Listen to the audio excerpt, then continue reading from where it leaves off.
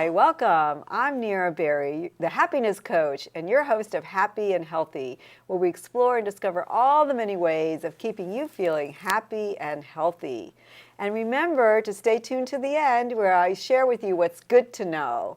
So today, what's good to know here is learning all about food allergies and what we need to know. So please welcome my guest, Dr. Rachel Schreiber of Schreiber Allergy. Thank you. I really appreciate you coming in and helping us understand what we need to know about it. Thanks for having me. I know for many people it's just very mysterious, and so I'd love for you to share with us, what's tell us about food allergies. So food allergies are difficult because what a food allergy actually is your body reacting to a substance that your body should perceive as normal. For example, an egg or a peanut, right? That's a normal substance that you may eat, that I may eat. But in an allergic person, that person will actually have an abnormal hyperresponse to the food.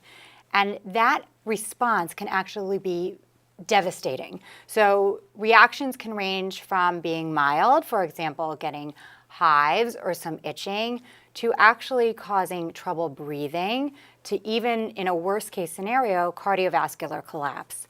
So there are deaths every year from food allergies, and that's why we take it so seriously. And what really strikes fear in people, and rightfully so, is that it's only a small amount of food allergy or a food exposure that can cause a major reaction.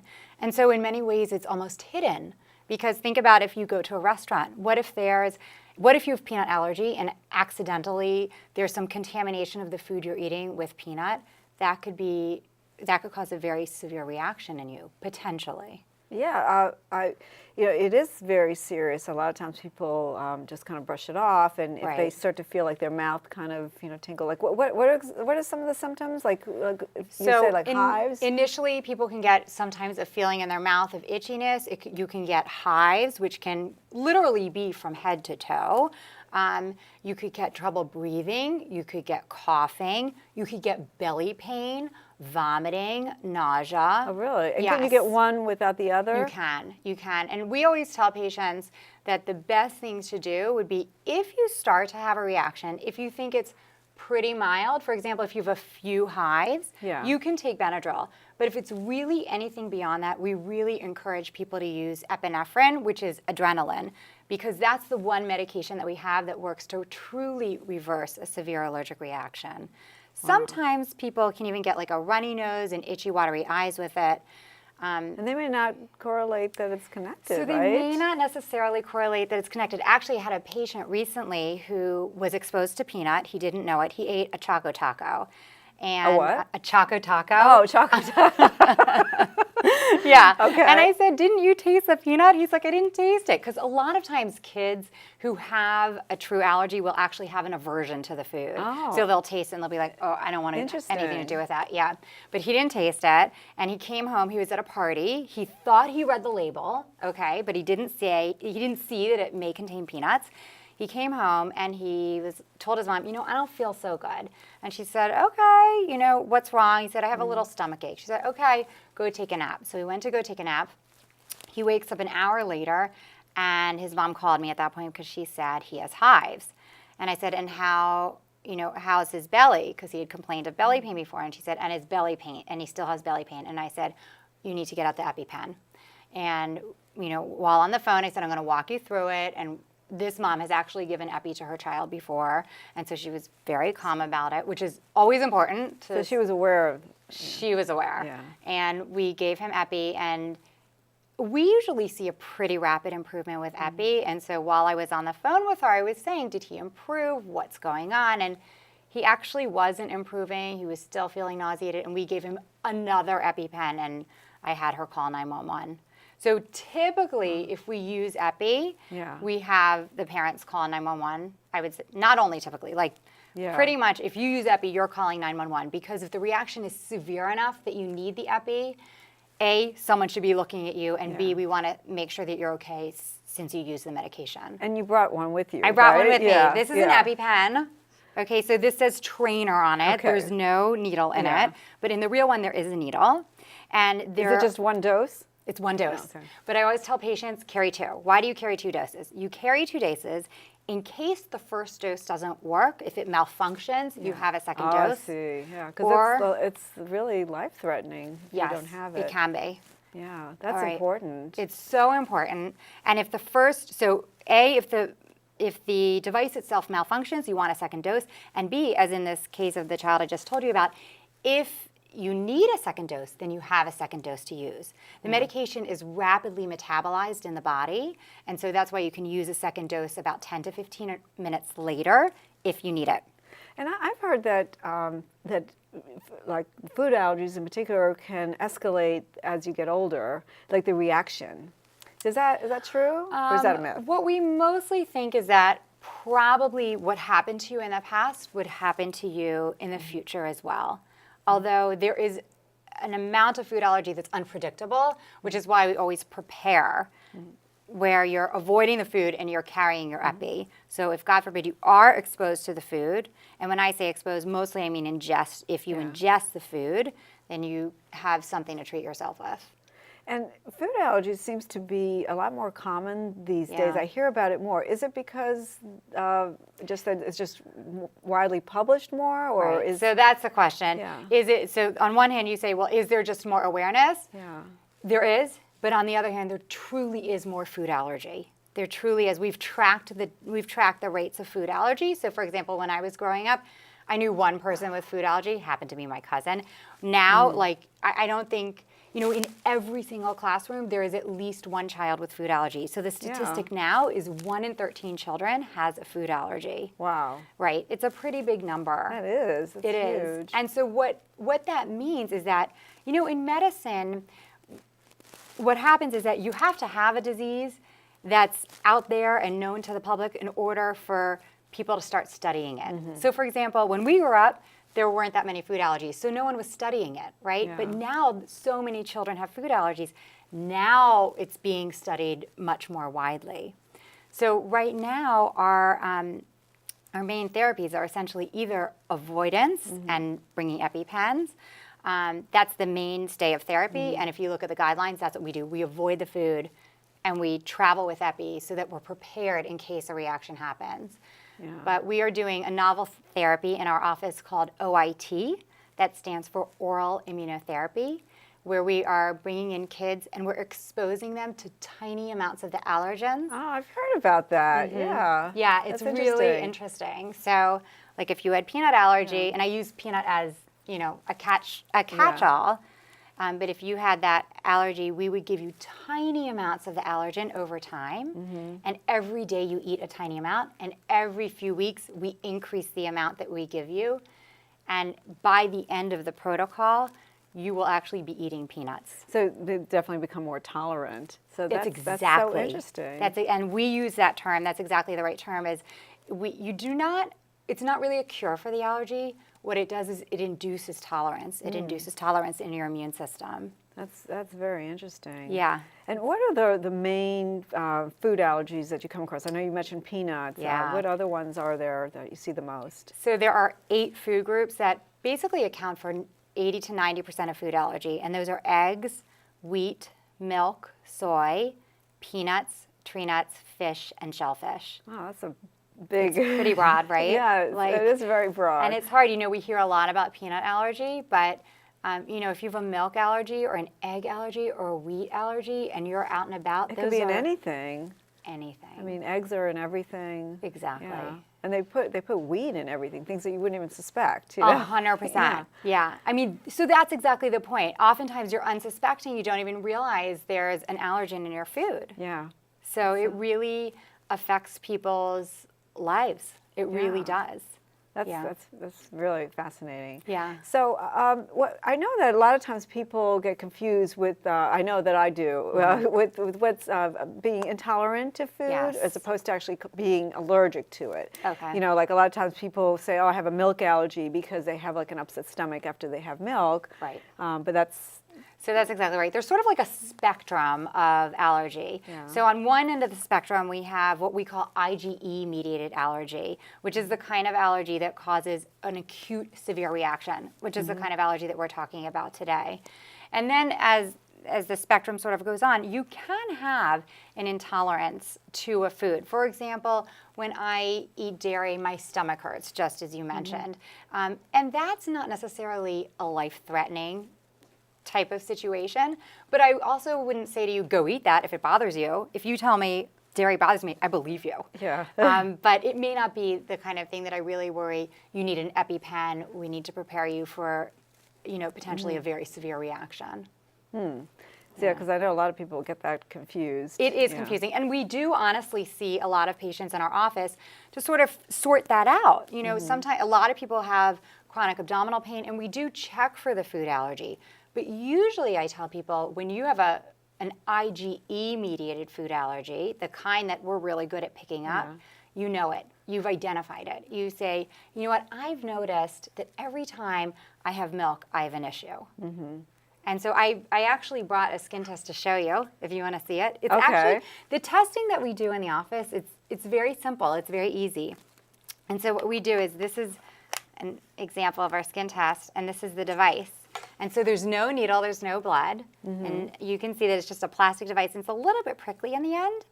And on each of these arms is going to be a different allergen. And then we just press it on the skin. Oh, cool. It's really easy.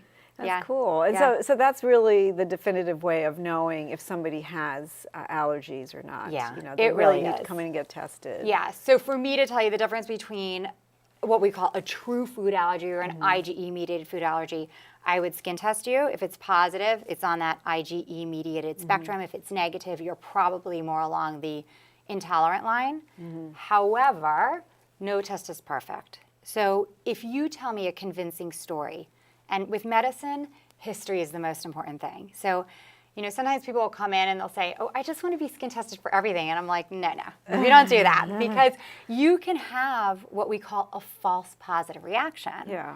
So what if you say to me, I just want to be tested, and I say, okay, I'm going to test you to the 8 common foods, and I test you, and let's say you're positive to wheat. But then I say to you, do you eat wheat? And you say, yes. Yeah. And then I say, do you have a problem with wheat? No. Yeah. Right. If you don't have an issue with eating wheat, Right. then what good is my test if it's positive? Yeah. So every test is taken in the context of a clinical reaction. Yeah. And I like the way that you actually look at the person's life and what they have to say, and it's just not just the testing Exactly. itself. But that's great. So I want to hear more, and also we're going to have a parent who's involved with the whole food allergy as well. And so please come back. We're going to take a small break, and when we come back, we're going to speak more about food allergies. So you've been watching Happy and Healthy. My name is Nira Berry, your host, and stay tuned.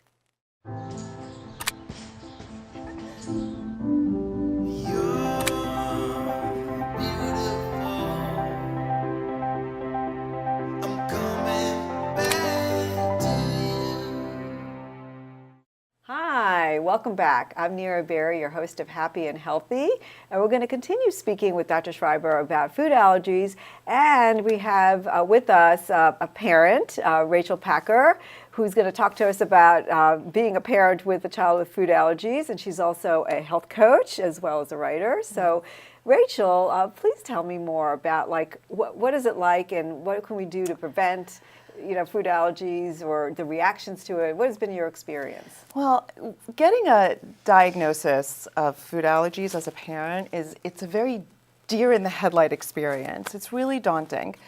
And when my son was diagnosed, probably at the age of 2, which is almost 10 years ago, we did not have the variety that we have in supermarkets today. We didn't have the initiatives that we have today. We didn't have a lot of the awareness that we had today. And you really had to start from scratch. And my son was allergic to nuts and peanuts and eggs, and at the time citrus.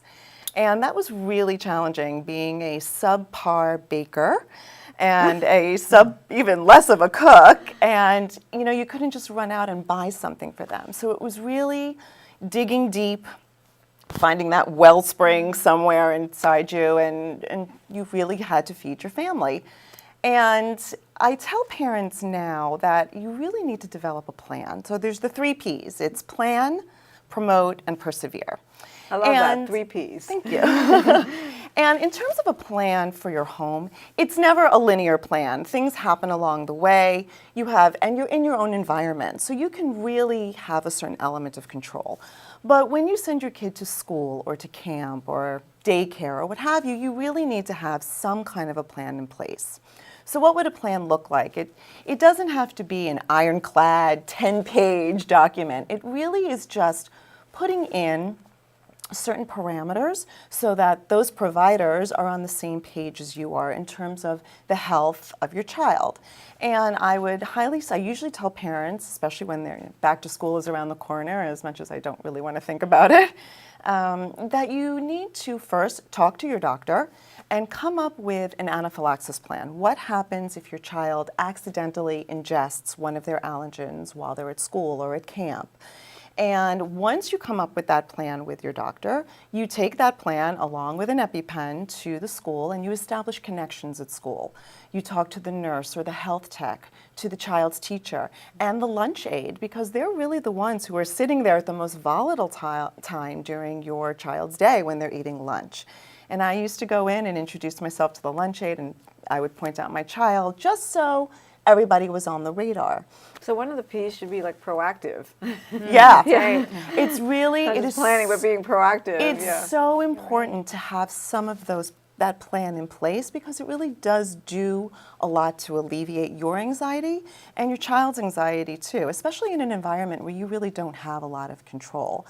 And promote, which is the second P, you also have to clue your child into the plan, no matter how young. So if your child's going into kindergarten, you need to let your child know that there's a plan in place. This is what's going to happen.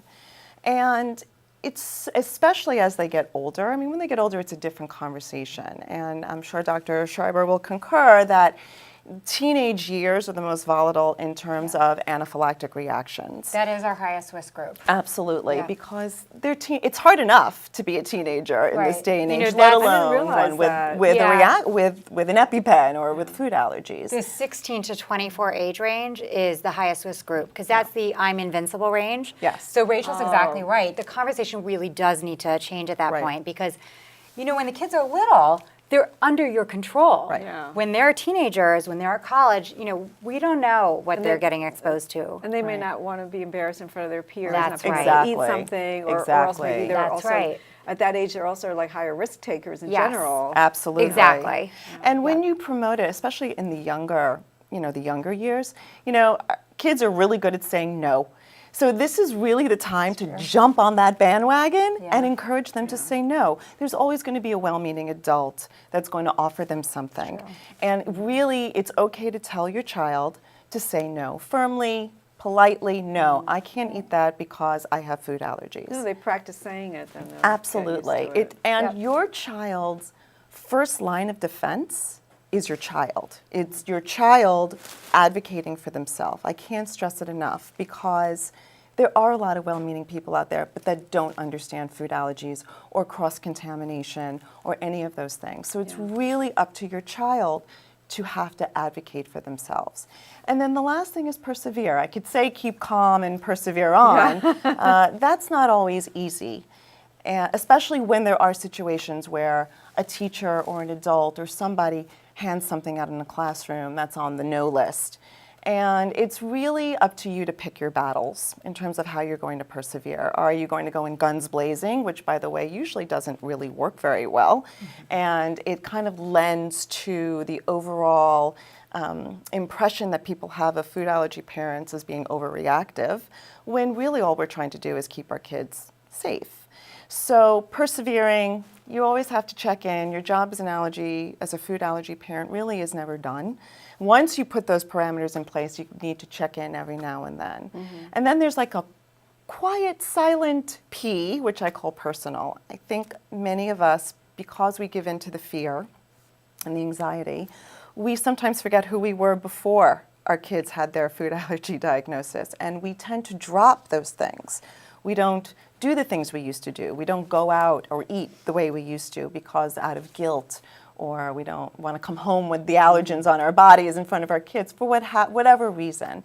It is so important to our mental wellness to really exercise those things that we used to do that we don't do, running, jogging, playing piano, painting, what have you, in order to keep our sanity, because you don't want to project that anxiety on your child. Yeah. And you have to be course. it's like the plane with the oxygen mask, and you take your Yeah. oxygen mask 'Cause they first get and then their you stress, pass it. yeah. It's exactly the same They thing. can sense your stress. They definitely can. So what is like the most troubling food allergy that, as far as like for a parent or a doctor to really deal with? Like is there one that's the hardest? Well, as a parent, like is the peanut Well, difficult? I find eggs are really difficult for us. Now, Yeah. because eggs are, as you mentioned before, eggs are in everything. Yeah. It's really hard, especially around holiday time when most of the recipes, require eggs, or it can be done. It takes a little bit of preparation, a little bit of forethought. And the fact is that today it's even easier than it was less than a decade ago. I mean, you see here we have all sorts of products here. None of these things used to be on the market 10 years ago. And these are all products that are made without eggs, without the top 8 allergens. So while food allergies are really daunting and scary, it is easier to manage them in this day and age with all of the things that are available. I would say, though, to her point about the egg, there is so much awareness. You hear a lot in the press about peanut. And so other things like egg and milk, people almost are not as aware of. And so that's when I speak to parents, I find that is even more difficult for them. Because, you hear about the peanut a lot. But the egg and the milk are, honestly, they're very, very prevalent. But you just don't hear as much about them. In fact, egg is actually the #1 allergy in young children. Oh, really? The difference is that most children do outgrow their egg, whereas most children don't outgrow the peanut allergy. And is there something that parents could actually do to prevent their kids from having like these allergies? Like is exposing them to more Right. things? Like I've read a variety of different answers to that. So the latest guidelines are that we should expose babies, young babies, when the babies start to eat around 4 to 6 months of age, when they're starting to eat solids, we're exposing them to these highly allergenic foods. So about even just 3 years ago, we were still telling parents, don't give them these highly allergenic foods. But what we found after years of telling parents that was that rates of food allergy continued to rise. And so now we're saying, introduce these foods, expose your children. And so that's what we are doing at young ages. We're exposing them to these highly allergenic foods. Yeah, because I read somewhere that we were told for years not to expose our kids to peanuts at a young age, Right. but like in country like in Israel, they have Right. like a common snack called Bamba. bamba, where That's right. it is peanuts, and they Right. expose those kids like Right. as soon as they can open their Right. mouths. So That's actually where the they have recommendation. no peanut allergies there. They don't have peanut allergies there. And that is one of the reasons that recommendation actually came about, because in Israel, they said, here's your bamba to the babies. And here in America and in the UK, Yeah. we were saying, don't give your babies Yeah. these peanuts. And during that time, there was basically not very much peanut allergy in Israel at all, but our rates continued to rise. Now, what is interesting, there is a part of all these food allergies that we really don't understand. In Israel, they have a lot of sesame allergy. We don't know why that is, because there's a lot of There's a lot of sesame sesame Yeah. in in Israel as well. So there is a geographic component to this. In Japan, they actually have a lot of fish allergy.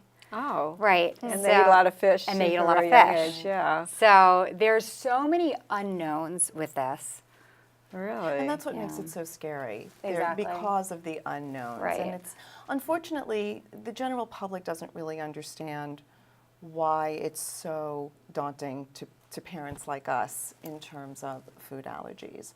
And again, we tend to be looked at as overreactors.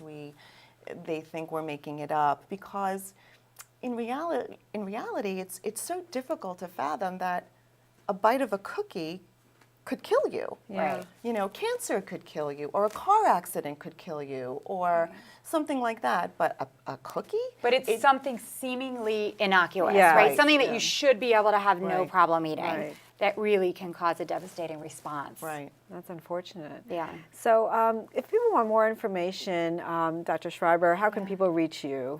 So I have a website, Yeah. schreiberallergy.com. Okay, great. Thank And Rachel Packer? You can find me at Matzo Ball Fitness at Facebook.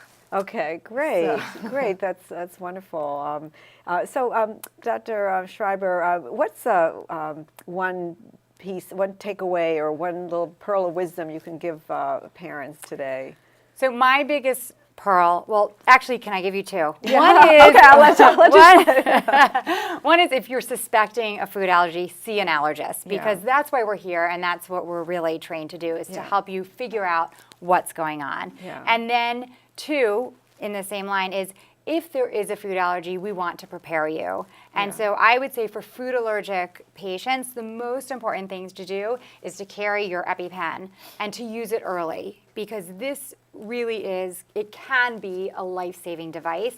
And I always tell my patients, you're never going to be wrong to use it. This is the one thing that can help you survive a food allergy. Reaction. And EpiPens, are they easily accessible? Can They're a general public get 'em? prescription. They're a prescription, so your doctor would give that to you as a prescription. Okay, okay. And have you encountered quite a bit, many times that people have used it to save their lives?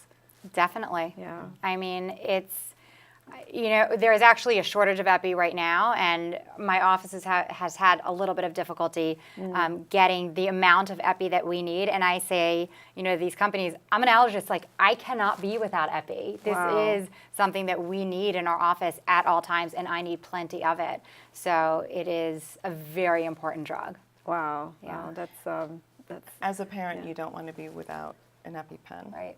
Ever. And you pack it in your child's backpack? It goes in everything. Yeah. It's basically another member of the family. Yeah. It comes with us It at is. all times. And thank God, because my son did have an anaphylactic reaction, and it was life-saving. Wow. So that's So I'm early glad- Epi. Early, yeah. Early Epi. Yeah. Definitely And make promoting sure that. it's updated. Yeah. A lot of people let them expire and they don't refill them, so really need to keep them up to date. So that's really good information. So I thank you both for being here. Thank you Dr. for having Schreiber and Rachel Packer, thank you so much for all this really life-saving information that could potentially really help many people. So Thank I you. thank you very much. So I'm Nira Berry, your host of Happy and Healthy, and we're going to continue with another segment right after this break of What's Good to Know. So stay tuned. Maybe you can make retirement happen. After all, you made her college years happen. Wacha. Opening that education savings account when she was little. Spearheading a campus tour. And another, and another, and another, and another. Bam! Deciphering financial aid. She was like, what? And now she's like, you aced planning for college. Now get the tips you need to get on track at aceyourretirement.org. Hi, I'm Nira Berry, the happiness coach, and your host of Happy and Healthy. And now it's time for What's Good to Know. And What's Good to Know is just as part of my series of success at life and at work, is just about how to make lemonade from lemons. And just as lemons can be sweet, lemons can also be sour and tart and sometimes startling on your tongue. And life can be like that too. It could be startling and it could be sour, and you may go through those things in your life. But there are many things that you can do about that to actually make lemonade from it. Like the number one, if any situation that you go through, you could acknowledge it. Just say, okay, what is it that I'm actually going through? How does it affect me in the short run? How does it affect me in the long run? And secondly, you can actually just think of what lessons have I learned from this? Like, is there some lesson that and there always is. Like, sometimes you have to dig deep and see if you can find the lesson in it. And it may not come as being very obvious at first, but take a look and see what lesson you have learned. And then thirdly, after you've figured out what the lesson is, then be grateful for that lesson, because these lessons are really meant for us to have growth, and it can add to our spirituality in life and really help us have like a happier life altogether. So take those three things and make lemonade from your lemons in life and really have a more positive and a happy life. So I'm Nira Berry, the happiness coach, and you can always reach me at happyandhealthy@mmctv.org. And I'd love to hear from you. I'm Nira Berry, your host of Happy and Healthy, and I hope you have a happy day.